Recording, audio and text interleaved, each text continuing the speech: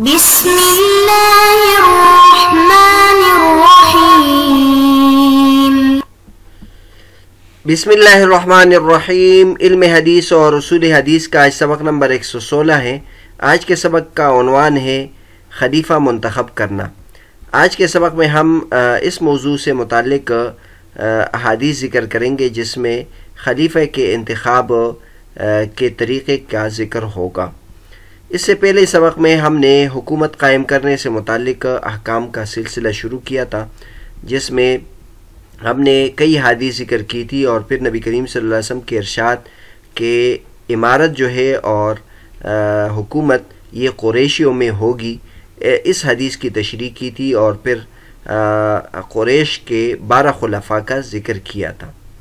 آج کے سبق میں ہم اس حدیث کا ذکر کریں گے جس میں خلافت کا انتخاب اور خلیفہ کا انتخاب اور خلیفہ بنانے سے متعلق شرعی احکام ذکر کریں گے۔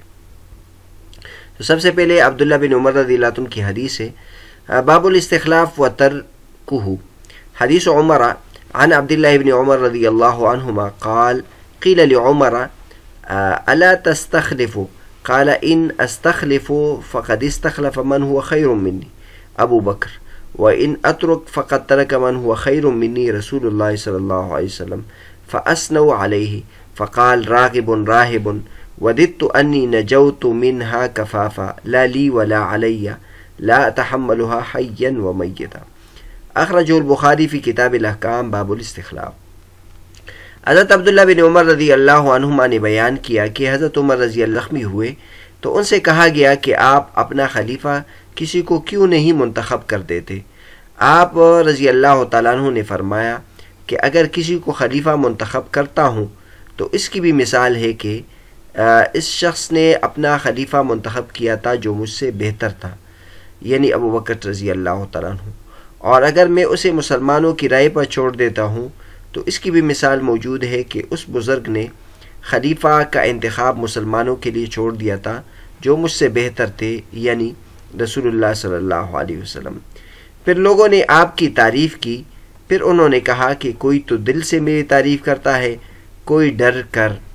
اب میں تو یہی غنیمت سمجھتا ہوں کہ خلافت کی ذمہ داریوں میں اللہ کے ہاں برابر برابر ہی چھوٹ جاؤں، نہ مجھے کوئی ثواب ملے اور نہ کوئی عذاب۔ میں نے خلافت کا بوجھ اپنی زندگی بھر اٹھایا، اب مرنے پر میں اس بار کو نہیں اٹھاؤں گا۔ تو بہرحال یہ حدیث آپ کے سامنے تھی، اس حدیث کی تشریح کرتے ہیں۔ حضرت عمر رضی اللہ تعالیٰ عنہ پر قاتلانہ حملہ ہوا تھا، تو یہ اس سے متعلق واقعہ ہے کہ حضرت عمر رضی اللہ تعالیٰ عنہ زخمی تھے تو کسی نے ان سے کہا کہ آپ خلیفہ اپنے لیے منتخب کریں، تو اس موقع پر حضرت عمر رضی اللہ عنہ نے یہ فرمایا تھا۔ تو حضرت مغیرہ ابن شعبہ رضی اللہ تعالیٰ عنہ کے ایک مجوسی غلام ابو لؤلؤ فیروز نے ایک دفعہ حضرت عمر فاروق رضی اللہ تعالیٰ عنہ سے شکایت کی کہ حضرت مغیرہ رضی اللہ تعالیٰ عنہ مجھ سے زیادہ محصول وصول کرتے ہیں۔ حضرت عمر فاروق رضی اللہ تعالیٰ عنہ نے پوچھا کہ کام کیا کرتے ہو اور حضرت مغیرہ کتنا وصول کرتے ہیں؟ اس نے بتلایا کہ لوہار، بڑھئی اور نقاش ہوں، اور حضرت مغیرہ رضی اللہ تعالیٰ عنہ روزانہ 2 درہم وصول کرتے ہیں۔ حضرت عمر فاروق رضی اللہ تعالیٰ عنہ نے کہا کہ ان پیشوں کی مناسبت سے 2 درہم تو زیادہ نہیں ہے۔ اس کے بعد حضرت عمر فاروق رضی اللہ تعالیٰ عنہ نے اسے اپنے لیے ایک چکی تیار کرنے کا کہا۔ یہ آپ رضی اللہ تعالیٰ عنہ کی پہلی بات پر غصے میں بھر چکا تھا، دھمکی آمیز لہجے میں بولا کہ آپ کے لیے ایسی چکی تیار کروں گا کہ دنیا یاد کرے گی۔ اگلے دن فجر کی نماز کے دوران اس نے حضرت عمر فاروق رضی اللہ تعالیٰ عنہ پر حملہ کر دیا۔ اس نے آپ رضی اللہ تعالیٰ عنہ پر خنجر کے 6 وار کیے۔ آپ رضی اللہ تعالیٰ عنہ گر پڑے۔ حضرت عبد الرحمن ابن عوف رضی اللہ تعالیٰ عنہ نے نماز مکمل کروائی۔ لوگوں نے ابو لؤلؤ کو پکڑ لیا، لیکن اس نے فوری خودکشی کر لی۔ 26 ذو الحجہ 23 ہجری کو آپ رضی اللہ تعالیٰ عنہ پر حملہ کیا گیا، اور معروف روایت کے مطابق 1 محرم 24 ہجری کو آپ رضی اللہ تعالیٰ عنہ کی وفات ہوئی۔ حضرت عمر فاروق رضی اللہ تعالیٰ عنہ کو اپنے بعد خلیفہ نامزد کرنے کا مشورہ۔ زیر نظر حدیث مبارکہ میں حضرت عمر فاروق رضی اللہ تعالیٰ عنہ کی وفات کے قریب کے وقت کا ذکر ہے۔ آپ رضی اللہ تعالیٰ عنہ کو اپنے بعد خلیفہ نامزد کرنے کا مشورہ دیا گیا۔ ایک روایت کے مطابق یہ مشورہ دینے والے حضرت عمر فاروق کے اپنے صاحبزادے حضرت عبداللہ بن عمر رضی اللہ تعالیٰ عنہما تھے۔ حضرت عمر فاروق رضی اللہ تعالیٰ عنہ نے ہادی عالم صلی اللہ علیہ وسلم کے خلیفہ نامزد نہ کرنے اور حضرت ابوبکر صدیق رضی اللہ تعالیٰ عنہ کے خلیفہ نامزد کرنے کے دونوں طرز ذکر فرما کر واضح فرمایا کہ ایک خلیفہ یا حاکم وقت کا اپنے بعد کے دوسرے فرد کو بحیثیت خلیفہ نامزد کرنا بھی جائز ہے اور کسی کو نامزد نہ کرنا بھی جائز ہے۔ البتہ آپ رضی اللہ تعالیٰ عنہ نے خود اپنے بعد کسی کو خلیفہ نامزد نہ کرنے کو اختیار فرمایا۔ البتہ آپ رضی اللہ تعالیٰ عنہ نے اس معاملے کے لیے ایک کمیٹی ضرور تشکیل دی تھی۔ نبی کریم صلی اللہ علیہ وسلم کا طرز عمل۔ نبی اکرم صلی اللہ علیہ وسلم نے اپنے بعد واضح لفظوں میں کسی کو خلیفہ مقرر نہیں فرمایا تھا۔ صحابہ کرام نے حضرت ابوبکر صدیق رضی اللہ عنہ کو خلیفہ مقرر کیا اس کی تاکہ منافقین کو کسی قسم کی شرپسندی کا موقع نہ مل سکے۔ اسی سلسلے میں بنو ہاشم کے کچھ افراد حضرت فاطمہ رضی اللہ تعالیٰ عنہ کے گھر جمع ہو گئے جو حضرت علی المرتضیٰ رضی اللہ تعالیٰ عنہ کو خلیفہ بنانا چاہتے تھے۔ اکثر مہاجرین کی خواہش حضرت ابوبکر صدیق رضی اللہ تعالیٰ عنہ کو خلیفہ بنانے کی تھی۔ انصار قبیلے خزرج کے سردار حضرت سعد بن عبادہ رضی اللہ تعالیٰ عنہ کے پاس سقیفہ بنی ساعدہ میں جمع ہو رہے تھے اور حضرت سعد بن عبادہ کی خلافت چاہ رہے تھے۔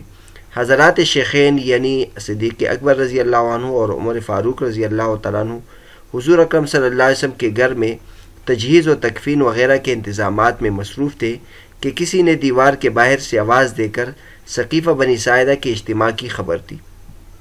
حضرات شیخین اور حضرت ابو عبیدہ بن الجراح سقیفہ بنی ساعدہ پہنچے۔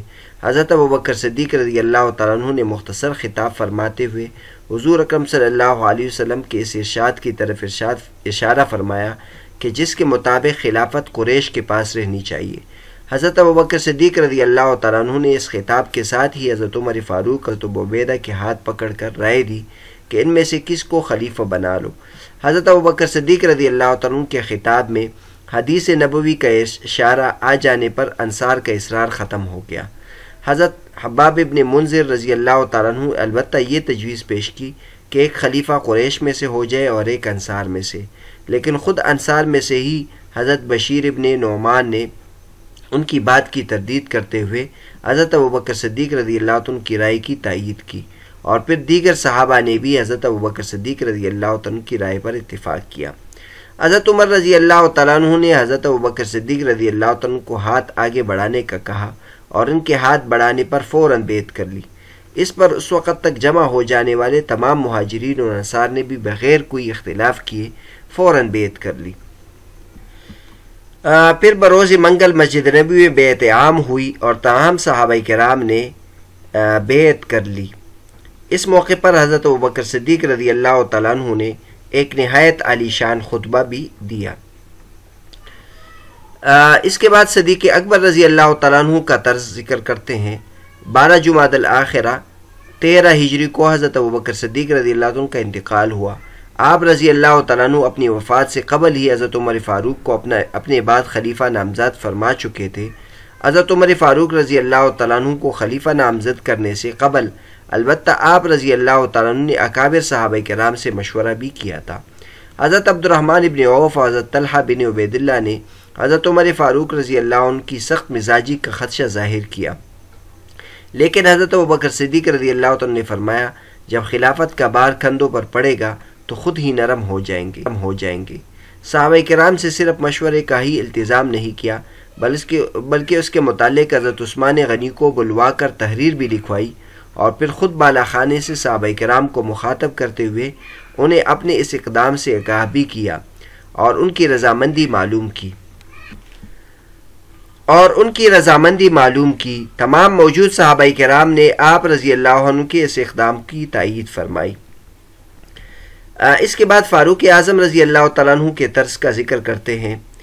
حضرت عمر فاروق رضی اللہ عنہ کی وفات کے قریب آپ رضی اللہ عنہ کو اپنے بعد خلیفہ نامزد کرنے کا مشورہ دیا گیا۔